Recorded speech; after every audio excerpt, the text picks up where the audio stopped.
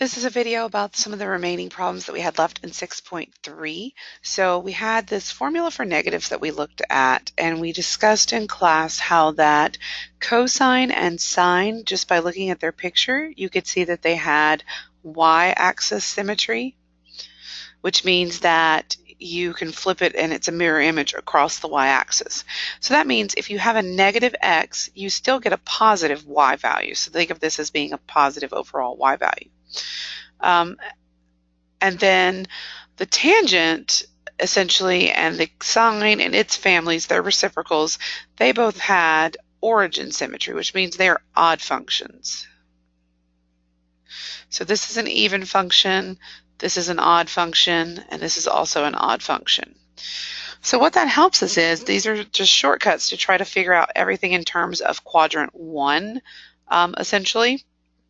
So for example, if we had, and we did the first 3 in class, so we're going to look at cosecant of negative 30.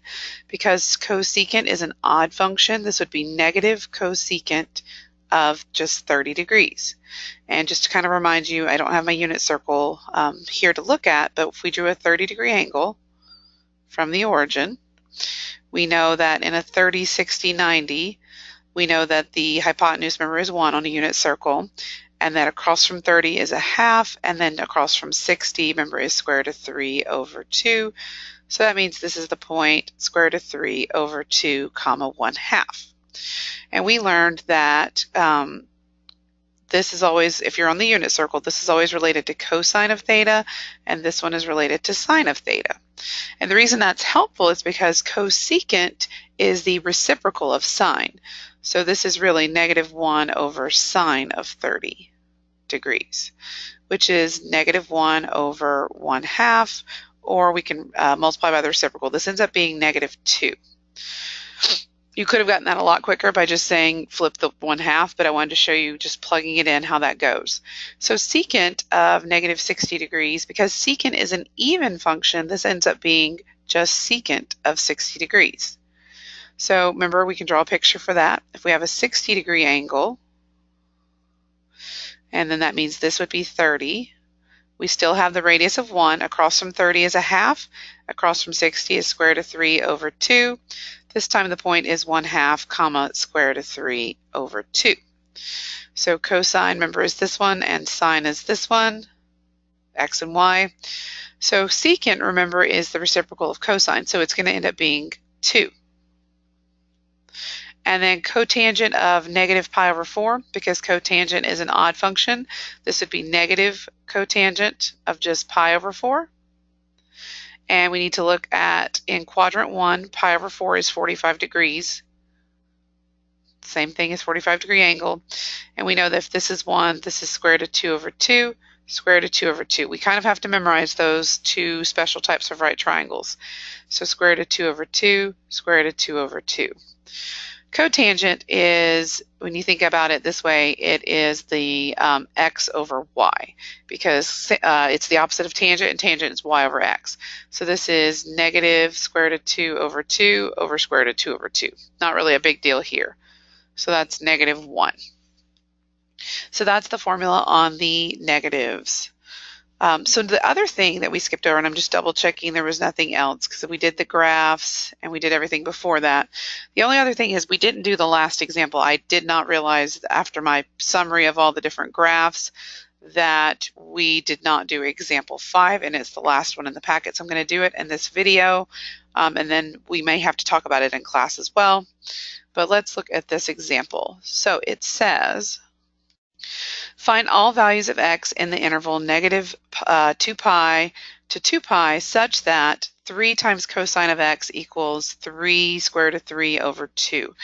Now typically when we're trying to find values of x, notice this is going to be an angle because x is in the theta position. So it's really, we're looking for angles. You want this to be by itself, so we want cosine of x to be isolated. So one way to do that is we can multiply both sides by the reciprocal of that 3. So we're going to multiply both sides by 1/3. So that's going to cancel that out. So this is just cosine of x equals square root of 3 over 2, because this 3 will also reduce out. So what we want to think about is, when is cosine of x equal to the square root of 3 over 2. And I typically just do 0 to 2 pi first because there should be mirror images of that from negative 2 pi to 2 pi. So if we think about just the unit circle going all the way around once, remember we learned that all science teachers are crazy. So the first thing I'm going to locate is what quadrants would cosine be a positive square root of 3 over 2? So it's going to be in quadrant 1 because everything is positive trig function wise in quadrant 1. And then down here, cosine and secant are also positive. So the two answers that we're typically looking for are going to be in those correct quadrants. Now, that's just going to be from 0 to 2 pi. We'll then say, well, we could also reverse this direction and get the negative radians. So let's think about this. So when is cosine of x equal to square root of 3 over 2? Well, remember, cosine is related to the point on our graph that has square root of 3 over 2 as the x value, which remember that means it's going to have to be a 30, 60, 90 triangle. So if this is square root of 3 over 2, that means the height is 1/2 and this is 1. So remember, across from a half is always the 30-degree angle. Across from square root of 3 over 2 is the 60-degree angle. So if you don't have these memorized, you can always, because there is a unit circle thing where you're supposed to memorize which one is each value, but you can draw the picture if you know that cosine of x is really the length of this x segment, and sine is always the length of the y segment. So for us, 30 degrees, we want to report that in radians. So this would be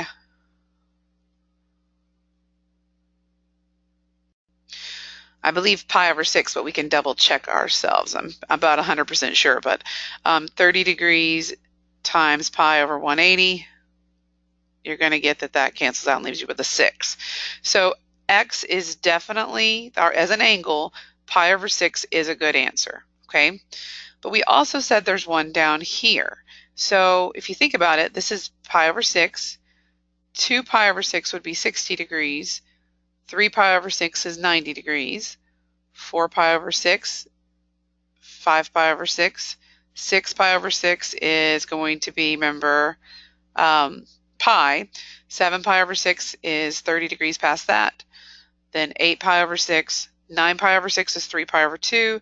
10 pi over 6 would be 60 degrees away from this.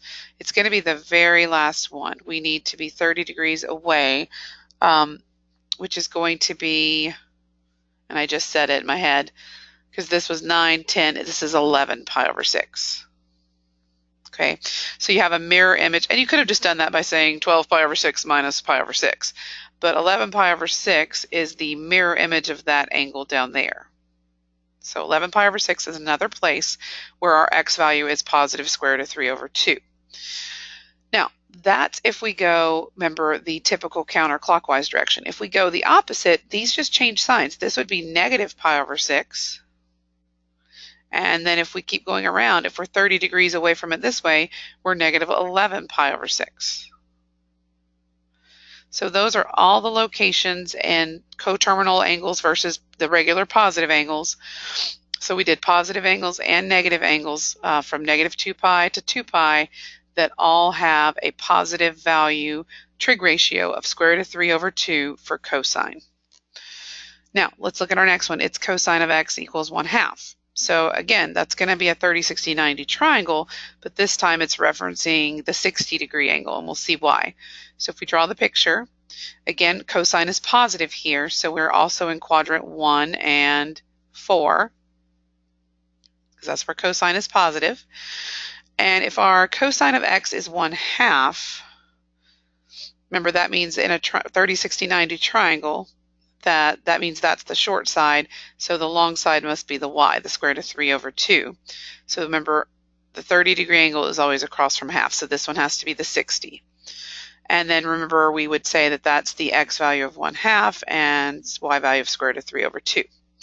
So remember, 60 degrees as a radian is pi over 3. Now remember, we know there's going to be a mirror image down here, so we need to know what was this angle. So one way of doing that, remember, is to just, another way of thinking of this is you could just say it's negative pi over 3. So pi over 3, we know negative pi over 3. And then to find the two different directions, we could just add and subtract 2 pi.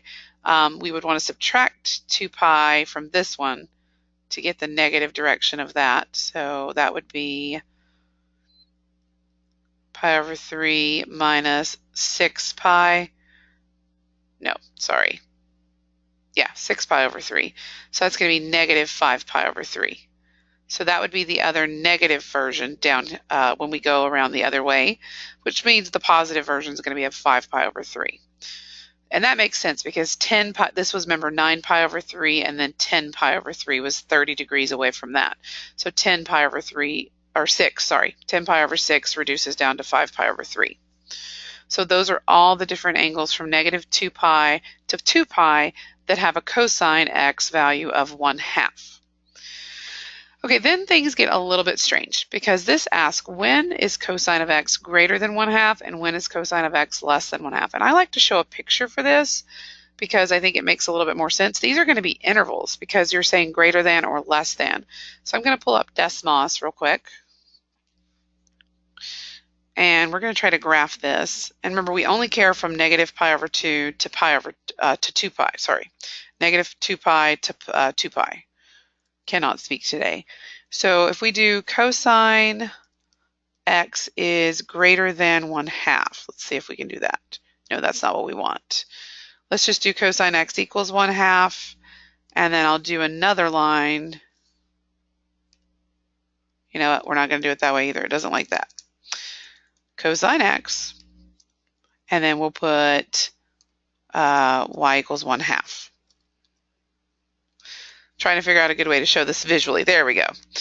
Okay, so notice if this is cosine x's wave, which it is because it starts at 1, remember at the origin, we can then locate when are we greater than 1/2. See, this is the line y is 1/2.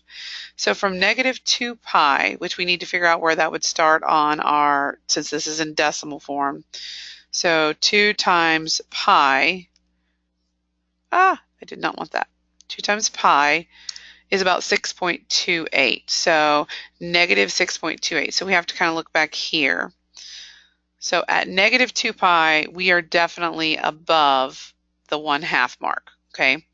So I would go back to my notes and say at negative 2 pi, we are definitely above 1/2. And then I'm going to go back to Desmos. So that's somewhere right in here. Okay, there's negative 2 pi. We're above 1/2. We stop being above 1/2 at negative 5 pi over 3, where we were equal to, remember, 1/2. So to negative 5 pi over 3. We're not going to use a bracket on this one because we're not actually above the line. We're touching the line. Union with, and then we want to look at this one. Okay, so all this time we're below, below, below. And then right here at negative pi over 3, 2 pi over 3, which remember were two other places we equaled 1/2. In that middle region, we're above. So negative pi over 3, or excuse me, yeah, 2 pi over 3. And then I believe from 0 to 2 pi, there might still be one more region where we are above. Yeah, so starting at 5 pi over 3 again, and then up to 2 pi. So notice we don't want to go past 2 pi because they didn't ask us about that, but from 5 pi over 3 up to 2 pi, we are still above that blue line. So 5 pi over 3. And since 2 pi is completely above, we can use a bracket. So that is when we are above the 1/2. When we're going to be below would be everything else in between there. It's the other parts. So at negative 5 pi over 3, well, that's a horrible line, is when we started. Remember, we were equal to 1/2, and then all the way up to negative pi over 3. And then at pi over 3, we were equal. So on the other side of this, we will be below to 5 pi over 3. So once you know one of them, the other one is just the in-betweens of each of those. So this is really just figuring out when is, if you have a specific value you're looking at, when are you above it or below it on your curve. And that's it. That's it for the video.